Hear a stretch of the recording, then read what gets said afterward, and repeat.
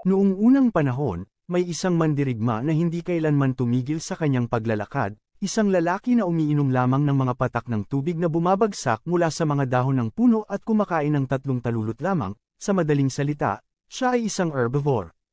Ang pangalan niya ay Bon, ngunit tatawagin natin siyang Billy para sa kadalian. Si Billy ay isang medyo hindi kilalang binata, kaunti lamang ang nalalaman tungkol sa kanya maliban sa hindi siya kailanman nagpapahinga sa kanyang paglalakad. Naglakad siya sa mga disyerto sa ilalim ng isang nakakatakot na araw, naglakad siya sa mga bagyo ng nyebe, tumawid siya sa pinakamalakas na bagyo, at naglakad pa nga siya sa isang kagubatan na nasusunog. Ang taong ito ay hindi kapani-paniwala.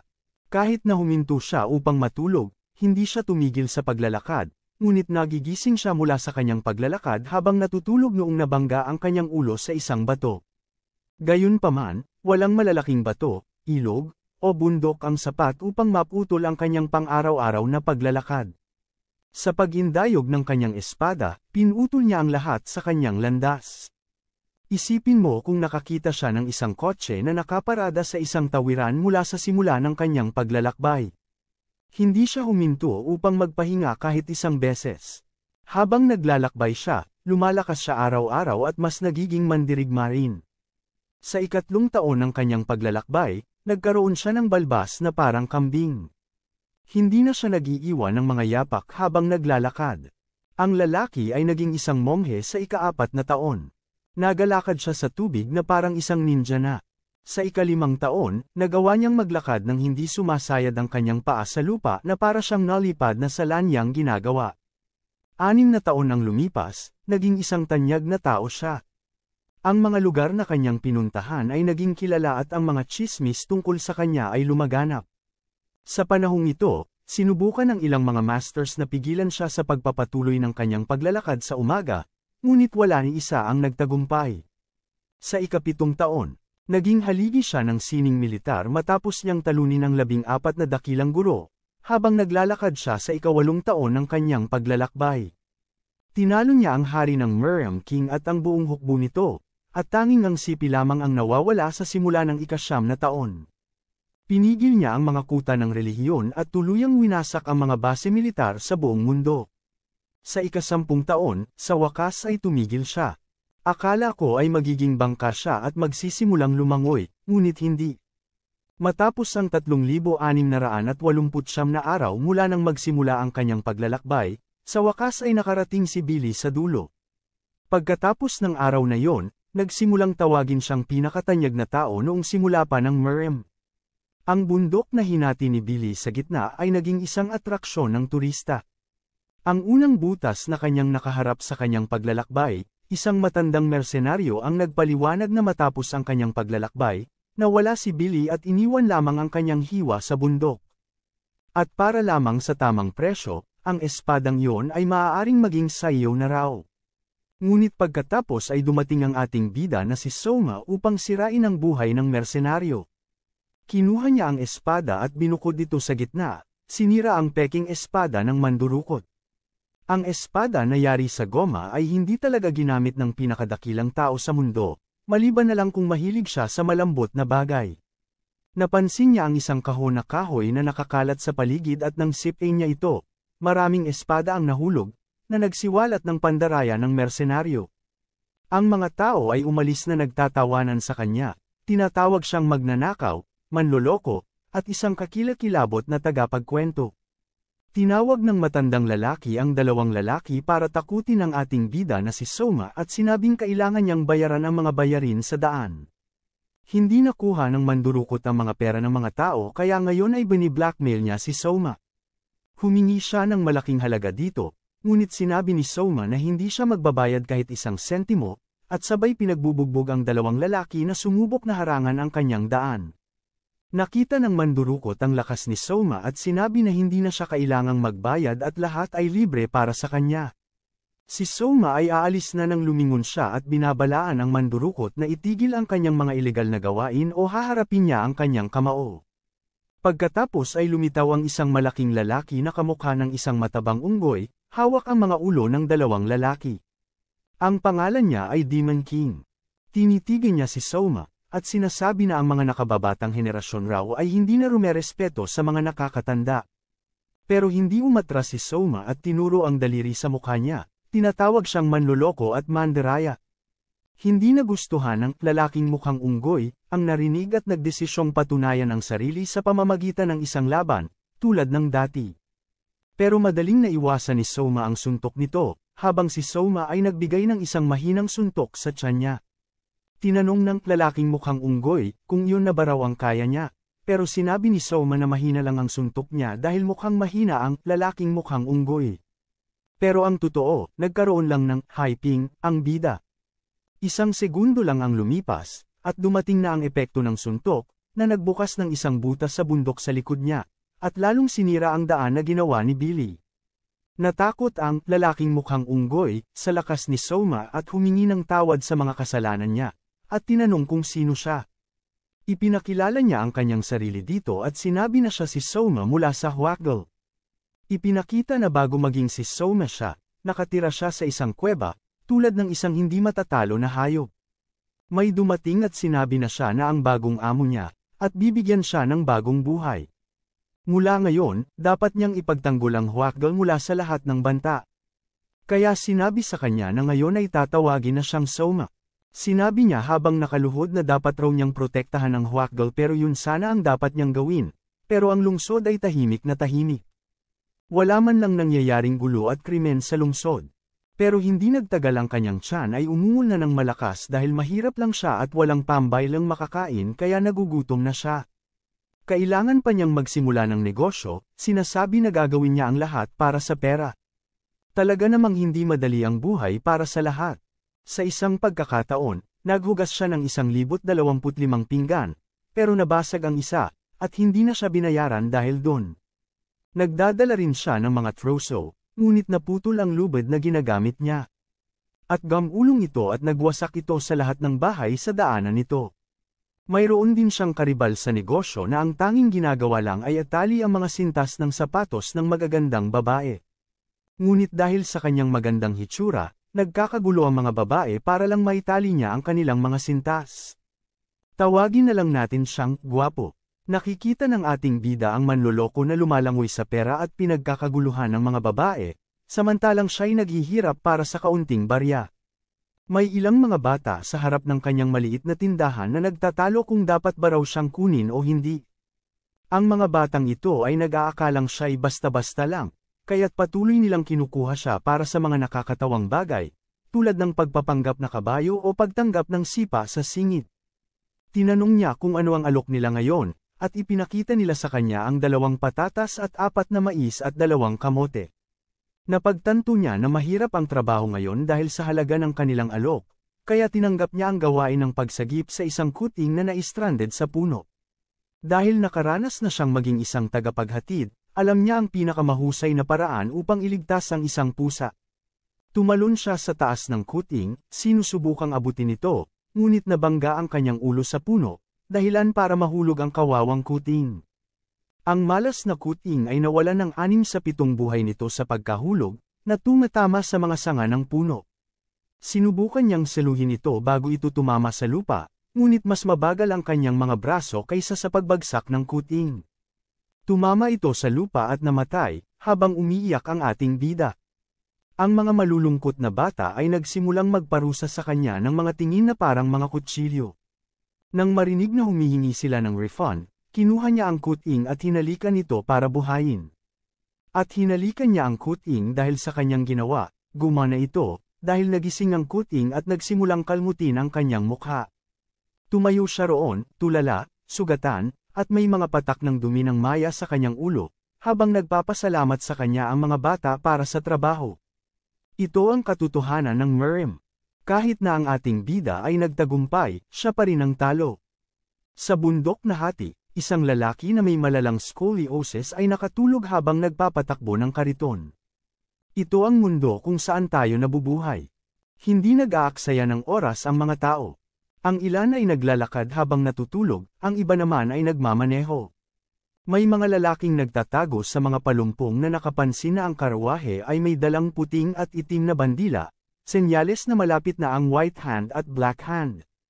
Patungo sila sa lungsod ng Huacgal, habang ang ibang tao ay nakikilala na ang karwahe ay nagmula sa Fortress Marion.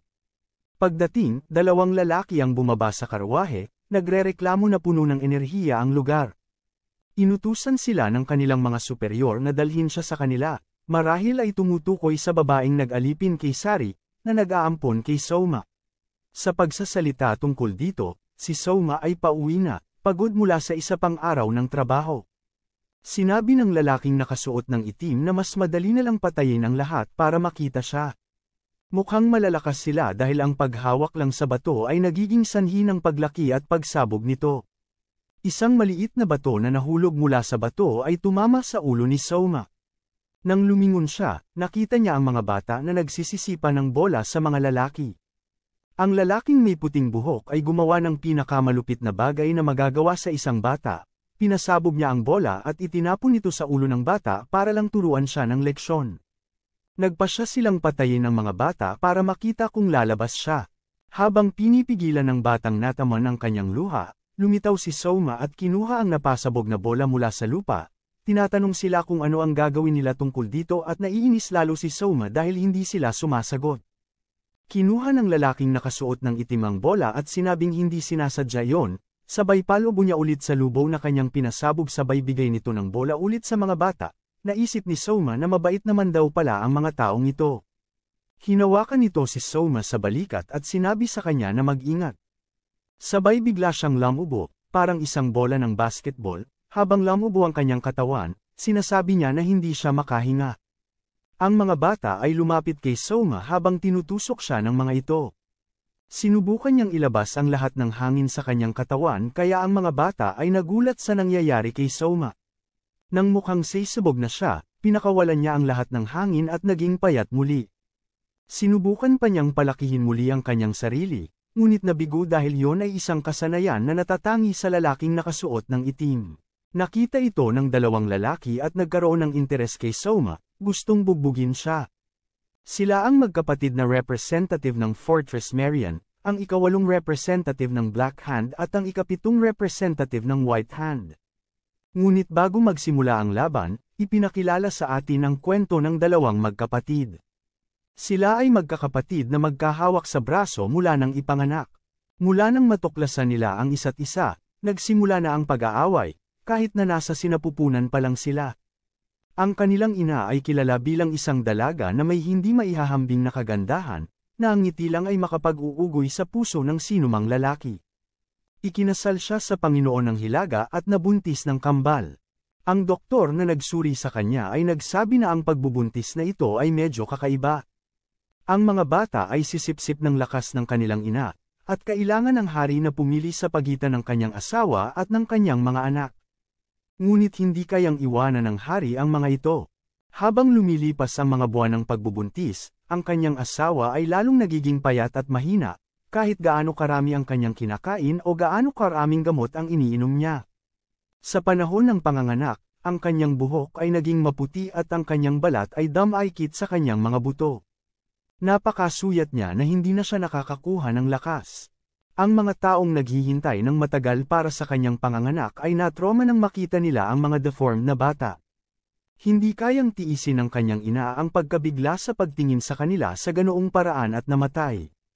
Ang hari, na puno ng galit, ay pumatay sa isa sa kanyang mga tagapaglingkod at nagdeklara na walang aalis sa bahay hanggang sa umabot sa edad na 15. Mahal na mahal niya ang kanyang mga anak, ngunit tila sila ay mga anak ng dyablo. Isang araw, pinaghahampas nila hanggang sa mamatay ang kanyang paboritong kabayo, at pagkatapos ay pinunit ang kamay ng kanilang yaya. Ang dalawa ay napakamakulit. Malinaw na tinawag sila ng kanilang ama para sa isang pagsaway. Sa aking palagay, dapat silang nakakulong sa isang hawla, malayo sa mundo. Nang tanungin niya kung bakit nila ginawa ang mga bagay na yon, sumagot lamang sila na mausisa sila. Tinanong ng kanilang ama kung bakit sila mausisa tungkol sa pagpupunit ng isang braso, at demonyo silang sumagot na puputulan nila ang kanilang sarili gamit ang isang mabilis na hiwa ng kutsilyo. Ang magkakabit na kambal ay naghiwalay, lumikha ng magkahiwalay na katawan. 5 taon ang nakalipas, isang matandang kaibigan ang bumisita sa hari. Nagkwento siya tungkol sa kanyang asawa na namatay pagkatapos manganak ng kambal, at 10 taon na ang nakalipas mula noon. Sa kahilingan ng hari, sinuri ni Kiji ang mga bata. Ang batang may itim na buhok ay may kakayahan ng magpalaki ng mga bagay. Ginagawa niyang mga lobo ng party ang mga polaka. Samantala, ang kanyang kapatid na labis na nahuhumaling sa pagsasanay ay nagrereklamo na sa kanyang kapatid dahil nakakaabala ito sa kanya. Si Kiji, na tila isang bihasang mandirigma, ay nagsabi na ang kombinasyon ng kanyang sarili at ng kanyang asawa ang nagbunga ng mga maliliit na halimaw na ito.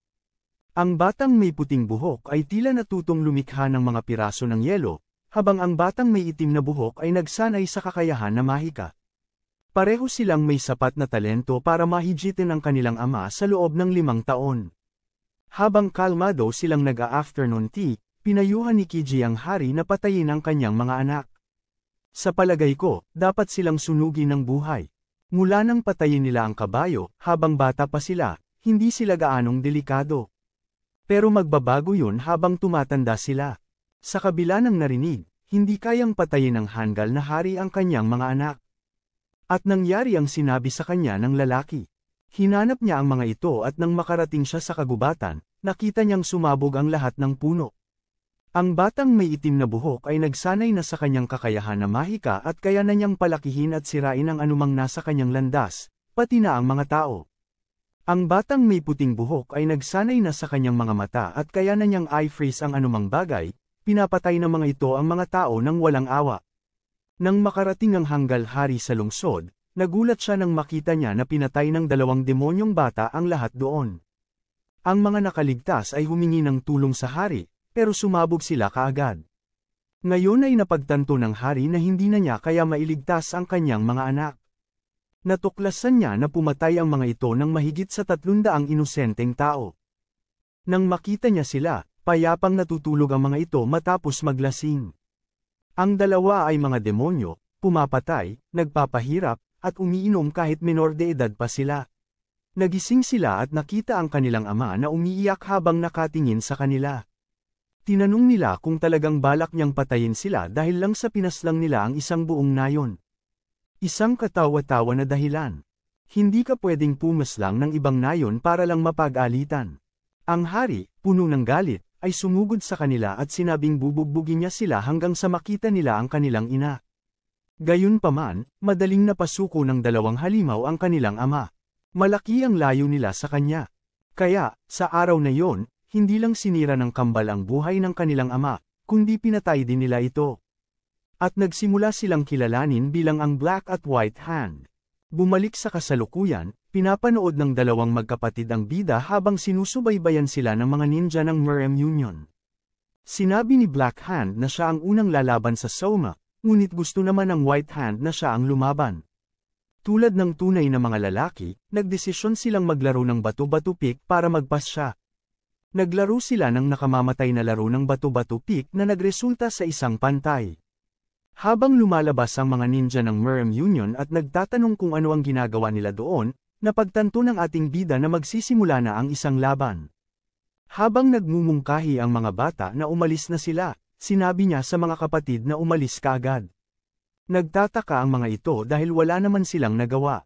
Naglaro ulit sila ng bato-bato-pik at sa pagkakataong ito, nanalo si Black Hand, kaya ang kanyang kapatid ang lalaban sa mga miyembro ng Merem Union.